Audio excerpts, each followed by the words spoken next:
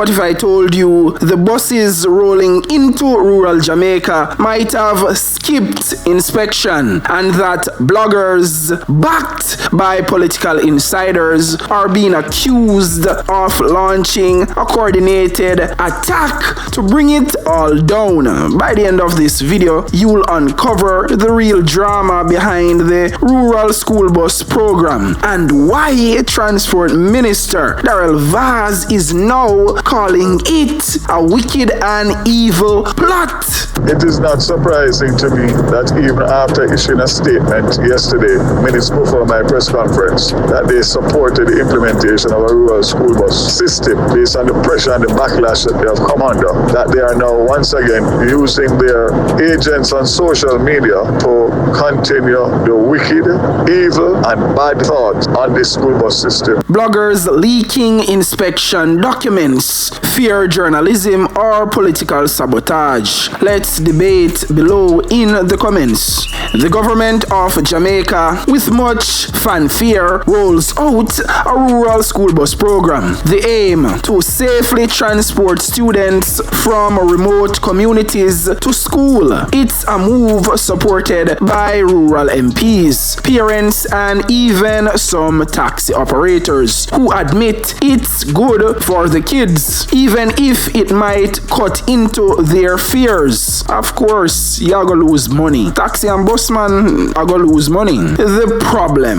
bloggers, leaks, and explosive accusations. But not everybody is on board. Suddenly, documents leak, claims begin to circulate. Bloggers publish posts implying that the trade board waived critical inspections. Twitter and TikTok light up. People start asking, were the buses tested for our roads? And just like that, what was supposed to be a feel-good policy becomes a political war zone. Do you think the school buses were properly inspected? Yes or no? And give your reasons why in the comments below. Daryl Vaz steps in.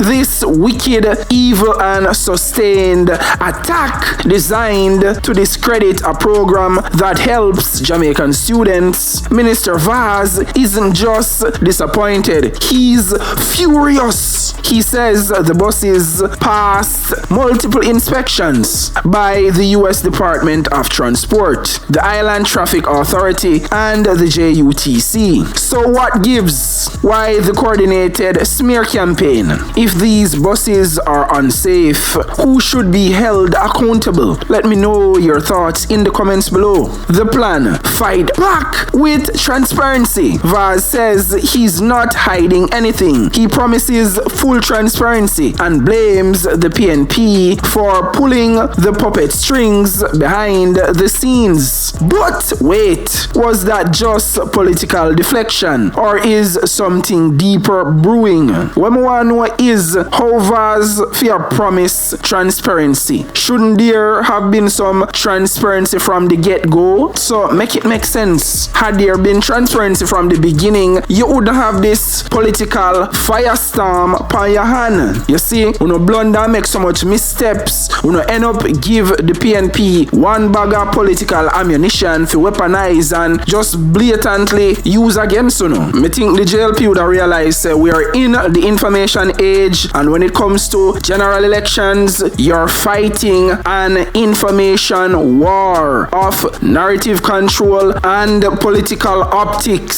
So how you frame things politically and how you message things politically matters. Mark Golding versus Daryl Vaz. Who's right? Who's just playing politics? Let me hear your thoughts below in the comments. PNP fires back. The PNP isn't holding back either. They call the buses decommissioned rejects from the US, unsuited for Jamaican hills and heat. Opposition leader Mark Golding and Senator Peter Bunting aren't just skeptical, they are on the offensive. So the question now is, are they protecting public interest or sabotaging a good thing for political gain? Right now, the PNP are play the better politics in terms of election campaign strategy with how them are frame and control the narrative, because the JLP is in constant defense, and if you're in defense, you're in a losing position. That's not a good position to be in politically going into a general election. Quick poll: are you team school bus supporter or team something feels off? Let me hear you pick your side in the comments below. The stakes: students, safety, and September rollout. As September school term looms, parents are stuck in the middle. Taxi groups are divided. Some say the program makes sense, others say it's unnecessary. Meanwhile, students wait, caught between blogger exposés, political crossfire, and what's becoming a national trust issue. Is this a win for rural students or a disaster waiting to happen? Sound off below in the comments. The twist: are we asking the wrong questions? Here's the real conspiracy. Why are we debating who leaked what instead of how to make the program better? Why is the war on inspection documents louder than the cry for better rural infrastructure? Here's a summary of the highlights and the key points. Bloggers accused of undermining school bus program. Vaz says inspections happened at multiple levels. PNP claims buses are unsuitable, questions terrain readiness. Taxi groups are split. Some support it, others oppose it. Rural students and parents are caught in the crossfire. Transparency versus political sabotage. The battle rages on. So is this really about school buses, or is this just another front in Jamaica's never-ending political war? Let me know in the comments below. Who do you believe, Daryl Vaz or the opposition? Smash that like button if you care about transparency. Subscribe for more breakdowns on the real stories they don't want you to hear. And hey, share this video before the algorithm buries it too. The bombshell recap from Mark Golding and Peter Bunting, who set the whole internet on fire. So let's listen up again. I see your MP coming with his whole bus plan. It's going to be pure problem, I tell you that. Our solution is to empower the taxi drivers and the bus drivers of Jamaica with a subsidy we will pay them so they can carry the people them. And the transport sector, the private operators, they'll come on, them who have them pro box and them have them AR wagon, and they will be the beneficiaries of the money that is going to run. We don't want to kill off poor people picking with some old bus. And I make no apology for that. I wouldn't put my child on that old bus. Vaz denounces bloggers' attempts to undermine rural school bus program. According to Transport Minister Daryl Vaz, says he's disappointed by what he says is a wicked, evil, and sustained attack on the government's rural school bus program by the opposition People's National Party. So make we hear where Daryl Vaz have his say and give him a chance to defend himself. So let's listen up. It is not surprising to me that even after issuing a statement yesterday, minutes before my press conference, that they supported the implementation of a rural school bus system based on the pressure and the backlash that they have come under, that they are now once again using their agents on social media to continue the wicked, evil, and bad thought on this school bus system. The information in my press release clarifies, and I am prepared to continue to clarify on a daily basis, if necessary, to make sure that the Jamaican people understand that what is coming for them is long in waiting, and it is going to be executed by this minister and this government, regardless of what the opposition tries to do in terms of bringing this policy into disrepute. Who do you trust more, Daryl Vaz or the PNP? Drop your take below in the comments. Rural MP Floyd Green backs school bus program. According to Member of Parliament for Southwest St. Elizabeth Floyd Green, says he's looking ahead to September when the government will roll out phase 2 of its rural school bus program. So make we listen up and hear what Floyd Green have to say, because since Dr. Wellington verbally clapped him, he decides that he need to come in at the spotlight some more because she again whole heap of popularity and grown, and so make we hear what you have to say. As a rural MP, we have long lobbied for a rural school bus system to come into operation. To be honest, one of the biggest challenges that our children face in relation to the access of education in rural Jamaica is transportation. So I'm truly surprised and astonished that the rural school bus system that's been introduced by the government is being so heavily politicized to the level that the actual buses are being criticized.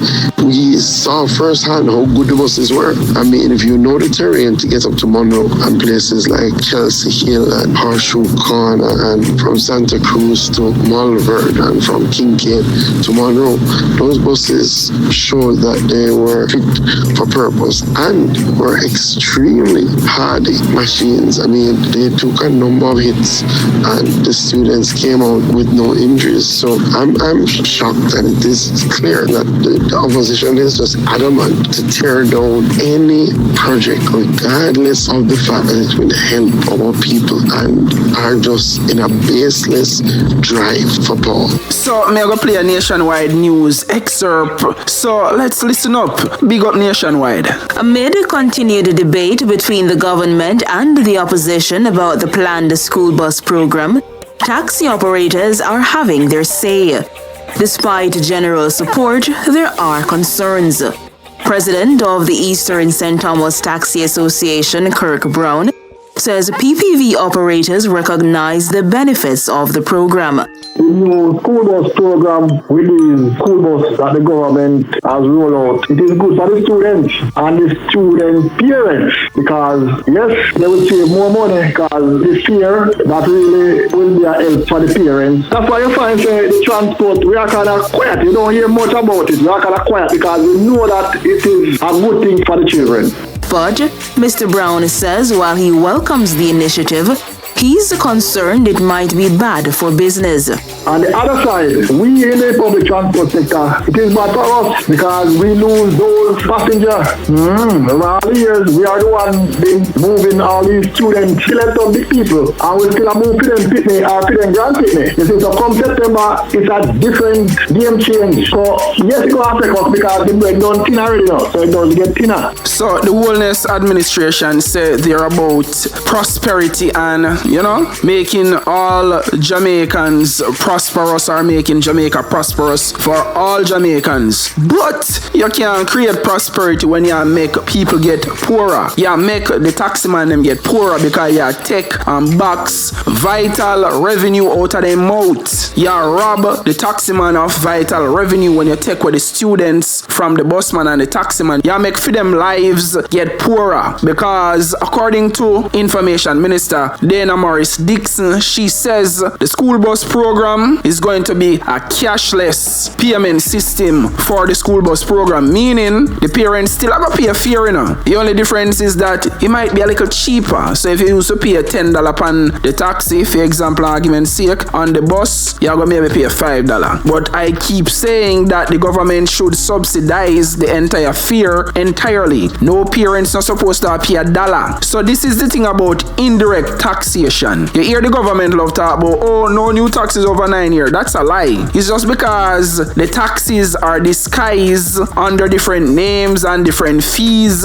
and different charges and service charges. So comes you don't know you get tax, but you are getting tax same way. It's just that direct. So don't be fooled. And I question the intelligence of any Jamaican who believes you haven't been severely and heavily taxed over the 9 years. But the PNP come with a better counter narrative and say, hey, we will pay the taximan and the busman them to carry the school picnic them. The private taximan and busman them will already do that. We the PNP government will pay UNO. That's a genius master plan. That's 4D chess in its finest form again by the PNP. That's why I say the PNP is playing the better politics. Cause you come back food out of my mouth and you tell me about Jamaica gonna be prosperous for all. How is it prosperous for all if you make me as a taxi and busman get poorer? I know the PNP say, oh, them all pay we if you carry the picnic them. It's a no-brainer if the taxi and the busman them choose the PNP. That's all me I say. So let me step in on the behalf of the taximen and busmen of Jamaica who have been carrying us for centuries, you see me, back and forth to school. Now to some or to many ungrateful Jamaicans, you don't get to come out and demonize the taxi and the busman them. We are carrying our school safely for centuries now. No, we don't get to do that because we don't have this shiny object syndrome because the government say, oh, we are going to roll out 100 buses. So you feel like, say, oh, you can disregard the taximen and the busmen them. No, you are ungrateful. Why we never protest against the government for morning and say, hey, we don't want no more picnic, a crash in a no fatal accident in a them bus and taxi.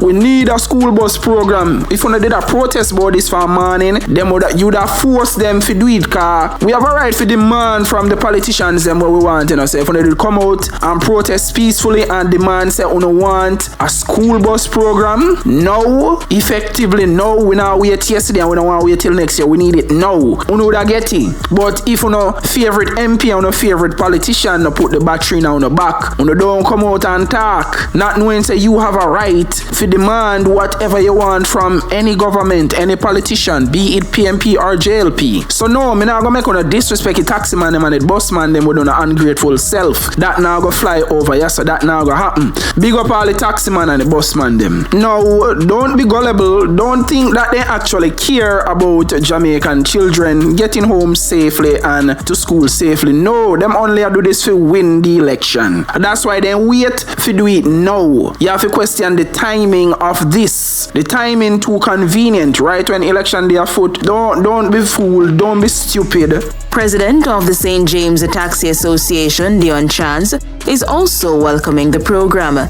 He's encouraging students to take the buses come September. My initial reaction is that it is something good because any responsible government will want to ensure that based on our transportation system that we have, something needs to be put in place. So for the government to introduce a school bus system, it's all good and fine. And I certainly hope that it works out because if there's a school bus system in place, the students should take the school bus.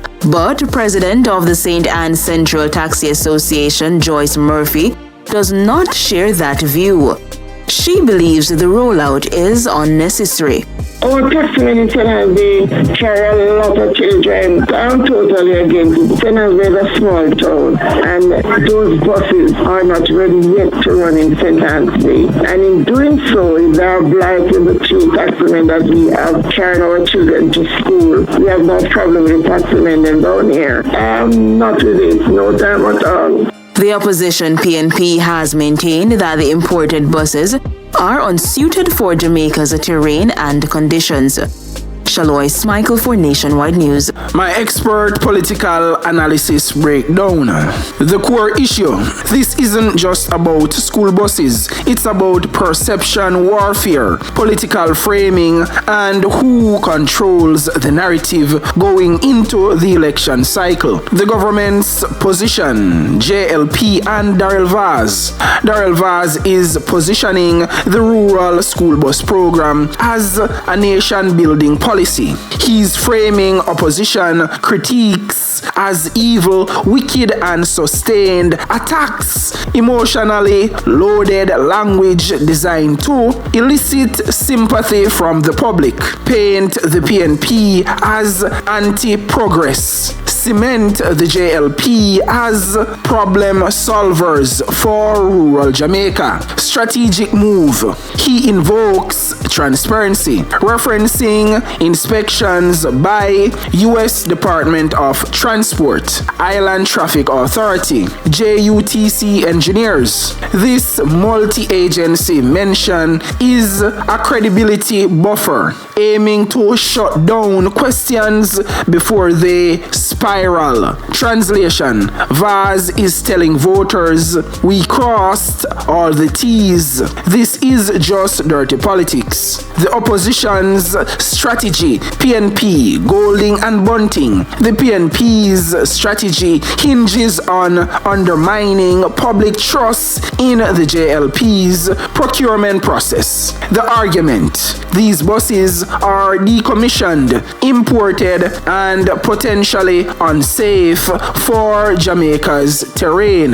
Mark Golding and Peter Bunting have amplified doubts without offering clear alternatives, capitalized on viral blog posts and leaks without directly owning them, leveraged bloggers as surrogates, allowing them plausible deniability. Strategic goal: paint the JLP as wasteful with taxpayers' money, playing Russian roulette with children's safety, vulnerable to external manipulation and poor planning. I wonder if you don't understand what I say. I break it down from the core inside political level, from a psychological level, from the perception warfare, political framing and narrative control level. So this is not the surface level type thing.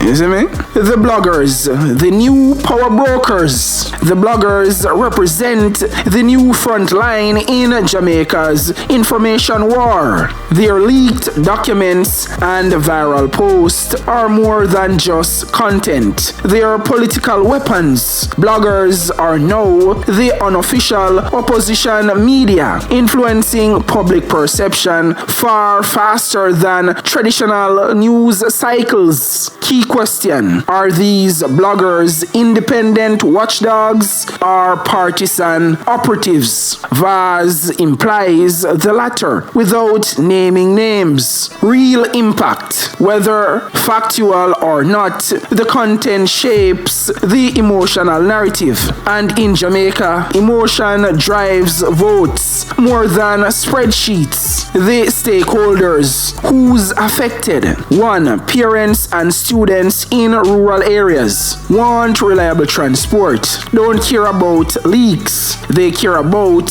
if the bus shows up on time and doesn't crash. 2. Taxi operators: split response, equal fractured support.